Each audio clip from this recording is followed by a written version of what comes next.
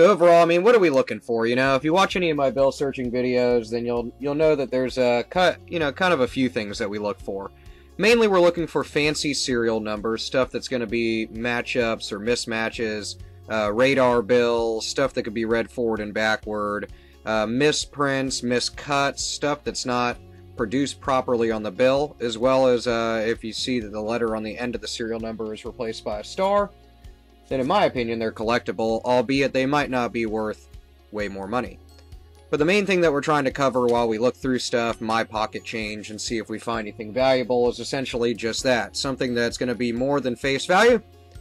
So let's get right to it. So, Series 2013 $5 bill. This one's obviously printed pretty appropriately. It's got a foreign ink transfer here that's not part of the bill. Looks to be probably like either part of a counter stamp that somebody horribly missed, or like Sharpie or something as somebody was marking bills for one reason or another. But everything seems to be pretty straightforward on this bill. Nothing's jumping out as collectible to me. If you're asking about, I've had a couple people ask questions about the little fibrous threads down here. Or well, at the top of this bill in this example. I don't know if you can see it in there. Anywho, they're up at the top of the bill and throughout the entire bill, actually, and that's essentially because they are part of anti-counterfeiting measures. So, that is not collectible. We're going to move on from that one. So, moving on. We got a $1 bill. Series 2013. This one's really beat up. As you know, with any collectible, condition is something that's very, something that you're going to have to take into consideration when talking about anything collectible. Serial number seems fine. The way that it's printed as far as the serial numbers and everything on the bill seems to be appropriate. It's actually got really good margin spacing and it's centered on the bill, so nothing collectible as far as like a misaligned cut or misprint or something. Nothing on the reverse, so we'll move on from that.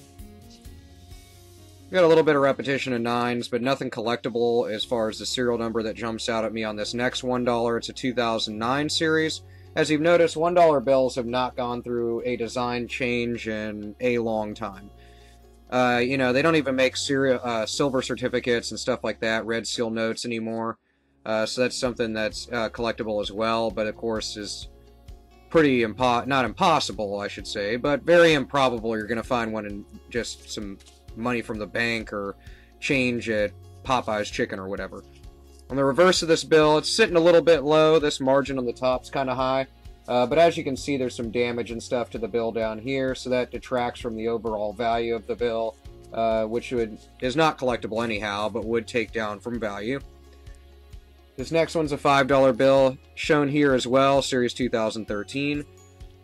Serial numbers, I love the $5 bills. Their graphics are a lot cooler on the newer $5 bills. I believe it was 2009 that they redesigned them, and then they added some more stuff in 2013 when they printed the bills. They're talking about a lot of other stuff with bills, but, you know, hey.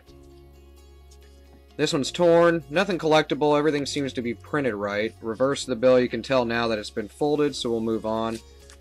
Here's a nice $50 bill with Grant on it. This one's Series 2001, so it is an older bill, but you can see this is a good example of why $50 bills and $100 bills tend to last a lot longer. They're not spent as frequently, so as you can tell with this one, it's in quite good condition for being a bit older than the ones that we've come across so far.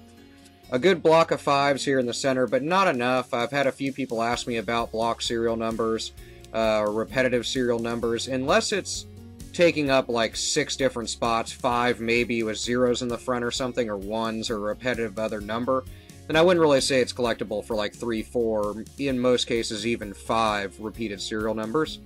But, you know, that's up to your interpretation. I have not seen ones with just like 3 or 4 sell for anything above face value.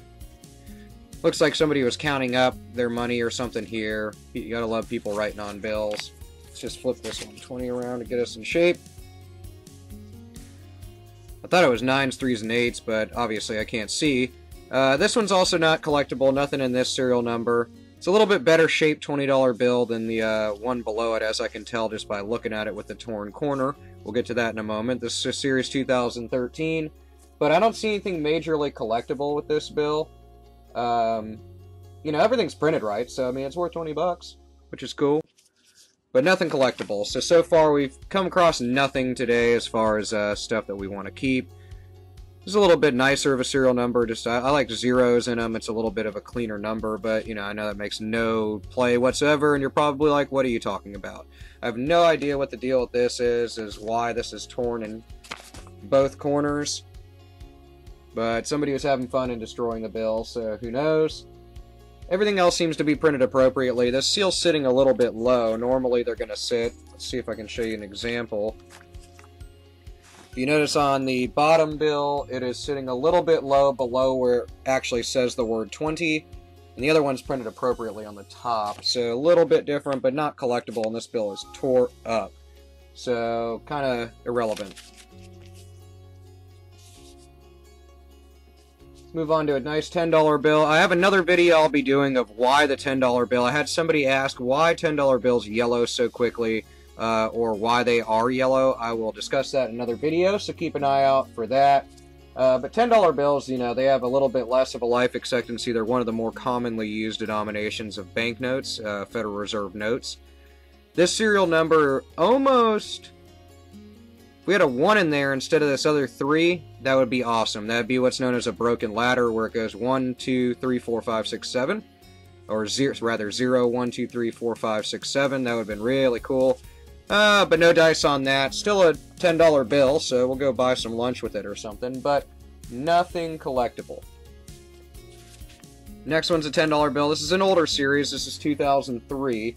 It's shown in a similar spot as other denominations down here. Funny enough, almost another broken ladder. That's kind of funny. If we would have had a 2 in here, it would have been, you know, and maybe instead of this, it would have been 2, 3, 4, 5, 6, 7, 8, 9, which would have been cool. But not a ladder. As you can see with that serial number, it is not a ladder. But nevertheless, still a good-looking bill. Another $10 bill. What is this? A very crappy tape job. We know that. So let's look at that.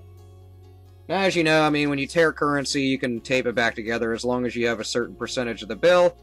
Then you can still use it, or you can return it to the Fed, and they usually will swap them out if you come across currency. Let's say you dig up a tree and find $10,000 in your backyard, then you can actually return that to the Federal Reserve. I don't know why you would if it was in spendable shape, but, you know, if you're afraid that it's like a stolen amount of money, or it's too beat up to use, or it's burnt or something, you can send it to them and they'll do a swap out, but that is a process. This one does not have anything collectible. It is torn. Hey, but I can still, if a machine will take it, I can get a Coke with it, so that's cool. So a bust on this one. We didn't come across anything this daily bill search video. I don't know why my camera is getting so crappy now, but whatever. It doesn't matter because we didn't find anything. Thanks for tuning in. Tune in for the next one. I don't always find stuff, but hopefully in the next one I'll find something worth a bunch of money. And I'll share it with you fine folks. I'll catch you later.